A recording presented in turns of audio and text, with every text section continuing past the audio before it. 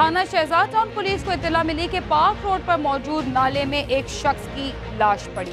इससे पहले भी एक दफा एक जहर का इलाज देता, लेकिन उस वक्त ये बच गया। वसीर मुल्ज़म जो है अपने भाई को बुलाता है, उधर कहते हैं हमने खाना खाया, उधर फिर मैंने उसको जहर दिया है।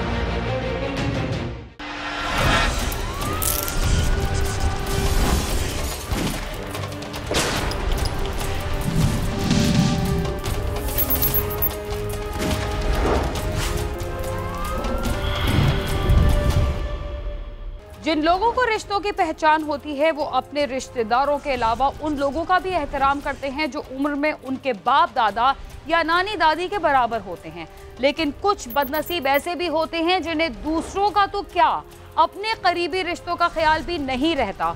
वो ये समझते हैं कि जाती लालच या हवस की वजह से वो अपनी हर जायज और नाजायज ख्वाहिश पूरी करने के लिए अपने करीबी रिश्तेदारों को बदनाम भी कर सकते हैं, उनकी इज्जत भी उछाल सकते हैं और दौलत और जायदाद के हुसूल के लिए उनका गला भी काट सकते हैं।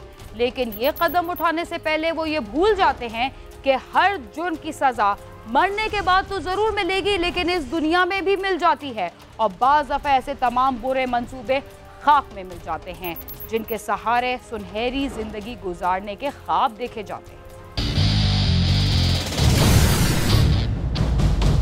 भाई और भाभी का रिश्ता इंतहाई मुक़द्दस समझा जाता है, लेकिन मुक़द्दस रिश्ते को पामाल करने वाले लोग भी हमारे ही मुआशरे में रहते हैं। ख़वातीन के मोहब्बत में गिरफ्तार होकर कत्ल करने वाले अफराद तो बहुत पाए जाते हैं, लेकिन कुछ लोग ऐसे भी होते हैं जो अपने ही घरों की ख़वातीन को बुरी नज़रों से देखते हैं। इस्लामाबाद के थाना शहजाद टाउन में भी एक ऐसा ही वाक़या पेश आया जिसमें सगे भाई ने अपने भाई को भाभी के साथ मिलकर कत्ल कर दिया। भाभी और देवर में एक अरसे से ताल्लुकात चले आ रहे थे, जिसके बाद दोनों ने मिलकर मंसूबाबंदी की। आइए देखते हैं ये गलीज़ काम अंजाम देने के लिए उन्होंने क्या तरीका इख्तियार किया और फिर ये राज कैसे अफशा हुआ।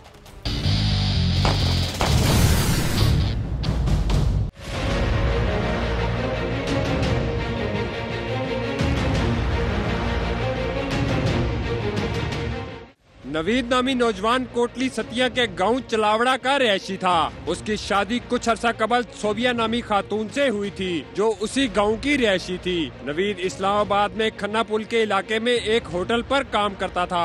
ये जो मकतूल है ना, ये मकतूल का नाम नवीद है, नवीद बंद अफसर खान। ये बेसिकली रिहायशी कोटली सतिया का है, ठीक है। और यहाँ जो काफ़ी अर्से कोई साल 1.5 साल से यहाँ होटल पे ये 2 भाई मजदूरी कर रहे हैं, ठीक है। 2 भाई होटल पे काम करते हैं। नवीद का भाई जकीर नामी नौजवान है जो काफी अरसे से सऊदी अरब में रह रहा था और कुछ अर्सा कबल ही वापस आया था। जकीर भी पाकिस्तान आने के बाद इसी होटल में काम कर रहा था जहां उसका भाई नवीद काम करता था। जकीर पहले सऊदी अरब में होता था, 8-10 महीने से ये वापस आ गया है उधर से काम खत्म करके। ये अभी गाँव में रहता था। मकतूल की 6-7 माह पहले शादी हुई है। मकतूल की बीवी सोबिया बीबी उधर ही रहती है गांव में। ये शादी के बाद 2 महीने के बाद इधर आ गया। थाना शहजाद टाउन पुलिस को इत्तला मिली कि पार्क रोड पर मौजूद नाले में एक शख्स की लाश पड़ी हुई है। पुलिस ने मौके पर पहुंचकर लाश को कब्जे में ले लिया। मरने वाले की शनाख्त नवीद के नाम से हुई जो कोटली सतिया का रिहायशी था। लाश को कब्जे में लेने के बाद पुलिस ने तफ्तीश का आगाज कर दिया। 12 नवंबर 2018 को पुलिस को इत्तला मिली कि थाना शहजाद टाउन के करीब ही एक बरसाती नाले में एक लाश पड़ी है जो 4 से 5 दिन पुरानी है। पुलिस ने लाश को कब्जे में लेने के बाद उसकी तफ्तीश का आगाज किया तो मरने वाले की शनाख्त नवीद के नाम से हुई। 12 तारीख को 12/11/2018 को एक लाश मिली है। मुनीर साहब जो होमिसाइड का अफसर है हमारा, उसको ये इत्तला मिली। मौके पे गए, ये शहजाद टाउन बरसाती नाले से, ठीक है। लाश को उठाया, देखा तो कोई 5-6 दिन पुरानी लाश थी। और प्रोसेस जो कानूनी वो पूरा करके, जो लीगल प्रोसेस था उसका मुकम्मल करके इन्वेस्टिगेशन स्टार्ट की, ठीक है। तो जो लाश थी उसका पता चला कि ये इस नवीद लड़के की लाश है। नवीद जो इस मुलजिम का हकीकी भाई है, मकतूल। लाश का पोस्टमार्टम कराया गया तो मालूम हुआ कि नवीद की मौत जहर खुरानी से हुई थी। उस रोज उसका मोबाइल शाम 5 बजे बंद हो गया था। SSP साहब ने खुसूसी ये डायरेक्शन दिया कि ये जो ब्लाइंड मर्डर है ये हर हालत में ट्रेस, ठीक है।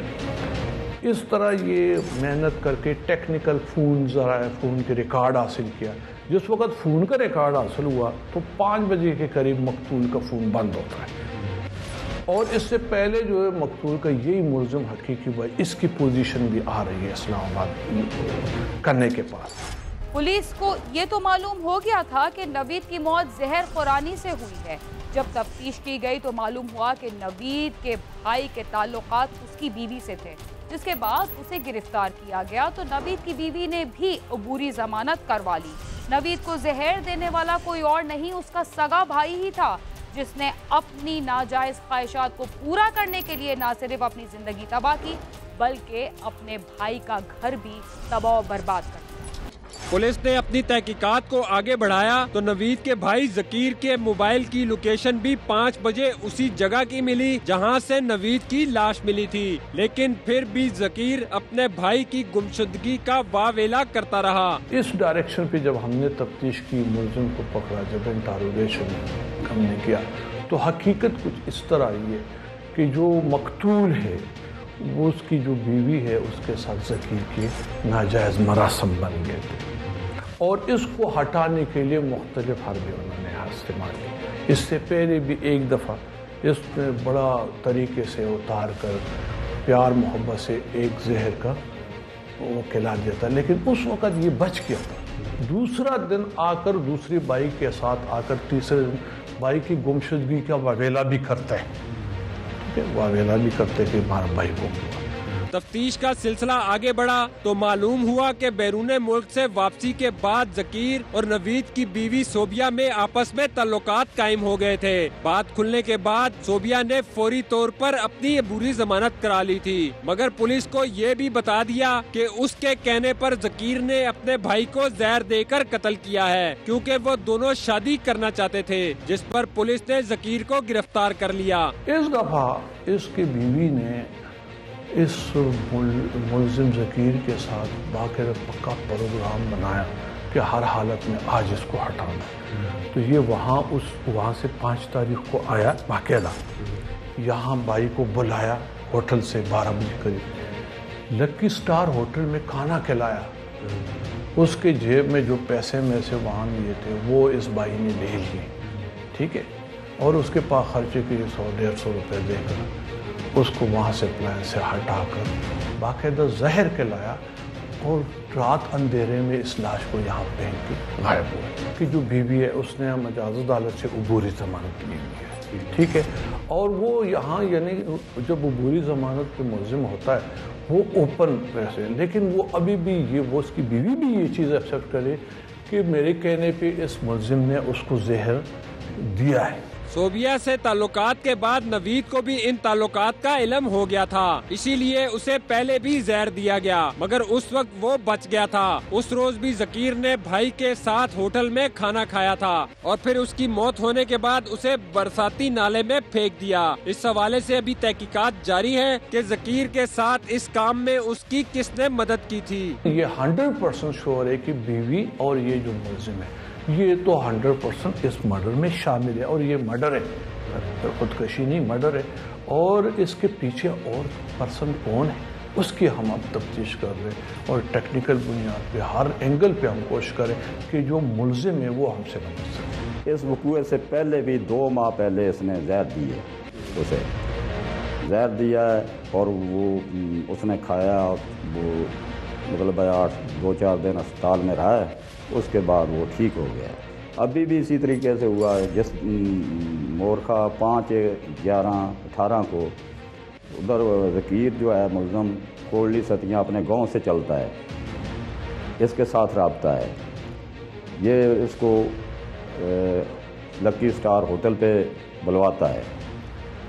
खन्ना पहुँच कर जकीर मुलज़म जो है अपने भाई को बुलाता है, उधर कहते हैं हमने खाना खाया, उधर फिर मैंने इसको जहर दिया है चाय में डालकर, और उसके बाद कहता है जी ये थोड़ा सा नींद बेहोश हो गया, फिर हम इसको ले आए हैं, लेकिन दूसरे बंदों का अभी तक नाम नहीं बता रहा है, वो तफ्तीश कर रहे हैं। मैं अपने किए पे बहुत शर्मिंदा हूँ और मुझे जिंदा रहने का कोई हक नहीं है। ज़कीर अपने इस अमल पर अब शर्मिंदा है और उसके चेहरे पर नदामत ही नदामत है, लेकिन हवस की आग में जलते हुए उसने जो कदम उठाया है वो लम्हा अब वापस लौट कर नहीं आ सकता। उसका भाई जो चला गया अब उसे वापस नहीं लाया जा सकता। ज़कीर जेल की सजा के साथ साथ अब पछतावे की आग में भी जलता रहेगा। कैमरामैन नदीम शेख के साथ नईम जंजुआ, समा, इस्लामाबाद।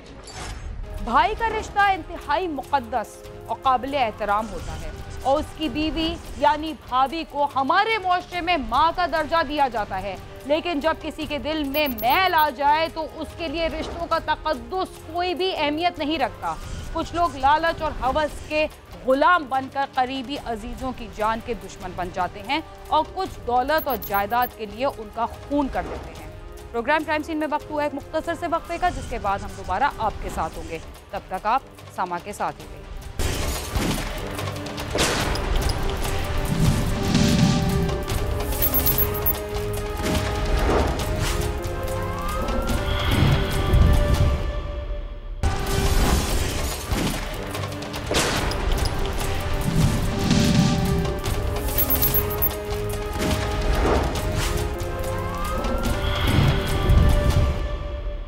प्रोग्राम क्राइम सीन में एक बार फिर खुशामद।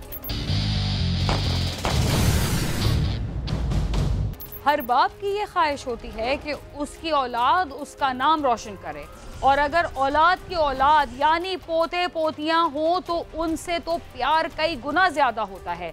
बुजुर्गों की यह ख्वाहिश भी होती है कि वो मरने के बाद अपनी औलाद के कंधों पर ही सफरे आखिरत करें, चाहे लाश को कंधा देने वाला बेटा हो या उनका पोता। नारोवाल में ऐसे ही एक बूढ़े की ख्वाहिश किसी हद तक एक नौजवान ने जिंदगी में पूरी कर दी। उसने दादा की लाश को कंधा तो ना दिया मगर सफरे आखिरत पर जरूर रवाना कर दिया।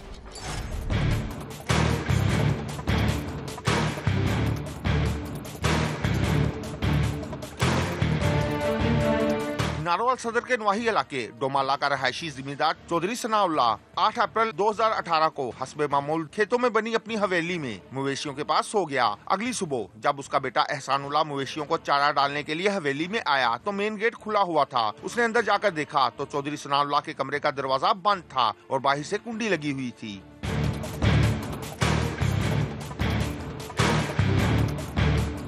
अचानक उसकी नजर दरवाजे के नीचे से बाहर आते खून पर पड़ी। वो परेशान हो गया और जल्दी से कुंडी खोली तो अंदर उसका बाप चौधरी सनाउल्लाह फर्श पर खून में लथपथ मुर्दा पड़ा था, जिस पर एहसानुल्लाह ने शोर मचा दिया, जिसे सुनकर इर्द गिर्द खेतों में काम करते हुए लोग जमा हो गए।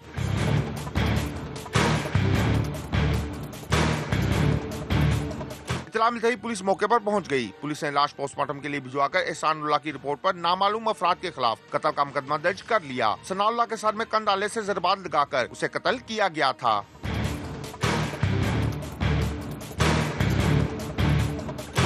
चौधरी सनाउल्लाह की उम्र 75 साल के लगभग और इलाके में उसकी करोड़ों रुपए की प्रॉपर्टी थी और वो इलाके की हर दिल अजीज शख्सियत थे। पुलिस पर हर तरफ से कातिलों को फौरी गिरफ्तार करने के लिए दबाव बढ़ा तो पुलिस ने कई अफराद को शामिल तफ्तीश किया मगर कोई नतीजा ना निकला और यूं 8 माह गुजर गए और कातिल का कोई सुराग ना मिल सका।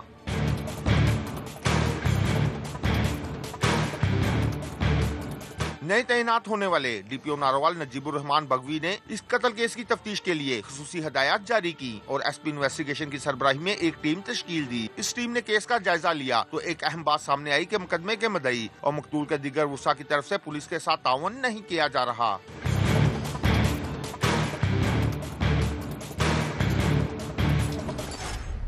चौधरी सनाउल्लाह का कातिल कौन था? आखिर वो कौन था जिसने इस बुजुर्ग को इंतहाई बेदर्दी से कत्ल किया?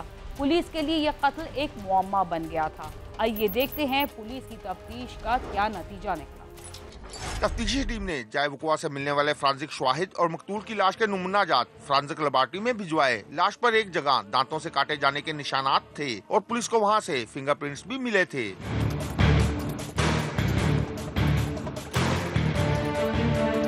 फॉरेंसिक रिपोर्ट में इंकशाफ हुआ कि फिंगरप्रिंट मकतूल के पोते मोहम्मद उस्मान के हैं और साथ ही दांतों से काटे जाने की जगह से मिलने वाला DNA भी उसी का था। पुलिस ने फौरी तौर पर मोहम्मद उस्मान को हिरासत में लिया तो उसने दादा को कत्ल करने का इतराफ कर लिया। जो हमने ब्लाइंड मर्डर ट्रेस किया है, ये हमारी काफिशें जो हमने की हैं, ये हमारे अफसरान बाला RPO साहब। पुलिस हुकाम के मुताबिक मुलजम ने जायदाद के लालच में दादा को कत्ल किया क्योंकि मकतूल उस जायदाद को किसी भी तौर फरोख्त नहीं कर रहा था और न ही अपनी औलाद के नाम कर रहा था। मुलजम का कहना है कि उसका दादा से जायदाद के मामले पर झगड़ा हुआ। उसने दादा पर हाथ उठा दिया तो दादा ने उसे काबू कर लिया, जिस पर उसने दादा को दांत काटते हुए धिक्का दे दिया जिससे वो गिर गया। तो करीब पड़ा हथौड़ा उठाकर उसने दादा के सर में वार करके उसे मौत के घाट उतार दिया और वहां से भाग गया। एक बहन उठ के उन्होंने दोबारा मैंने कर लिया तो मैच डालने उन्होंने दंदी वड्डी से तो उन्हें छड़ देता उठे लगे तो मैं टिका दे रहा तो कांदना वाली तो फिर एक पे मैं थोड़ा मार के चला गया। मकामी रहायशियों का कहना है कि पुलिस अगर पहले ही इस कदर फुर्ती से तफ्तीश करती तो कातिल फौरी गिरफ्तार हो जाता। मौजूदा पुलिस टीम ने मेहनत की तो कातिल गिरफ्तार हो गए। इस चीज़ की आगे भी हम उम्मीद करते हैं कि DPO और उनकी टीम जो है वो सिक्योरिटी और अमन-ओ-अमान के हवाले से ऐसी अपनी काविश को दिन रात बरोएकार लाते हुए शहरियों में एहसास तहफ़्फ़ुज़ भी पैदा करेंगे। शहरियों का कहना है कि नारोवाल में जराइम के खात्मे के लिए पुलिस मजीद जिम्मेदारी से काम करे ताकि अमन-ओ-अमान की सूरत हाल बरकरार रहे। कातिल के गिरफ्तार होने से इलाके में फैला हुआ खौफ खत्म हो गया है। ये बहुत बड़ी अचीवमेंट है। इस तरह ही अगर महकमा पुलिस जांफशानी से और मेहनत से जराइम और क्राइम को कंट्रोल करने में कोशां रहे तो नारोवाल में कभी भी कोई जुर्म या कोई मसला नहीं बन सकता। पुलिस ने मुलजम की निशानदेही पर आला कत्ल भी बरामद कर लिया है। पुलिस के मुताबिक मुलजम से तफ्तीश जारी है। अगर कोई और इसमें मुलविस हुआ तो उसके खिलाफ भी कार्रवाई की जाएगी, जबकि जल्द ही चालान मुकम्मल करके अदालत में भिजवा दिया जाएगा। साथी रिपोर्टर मियां शफीक के साथ आमिर शहजाद, समा, नारोवाल।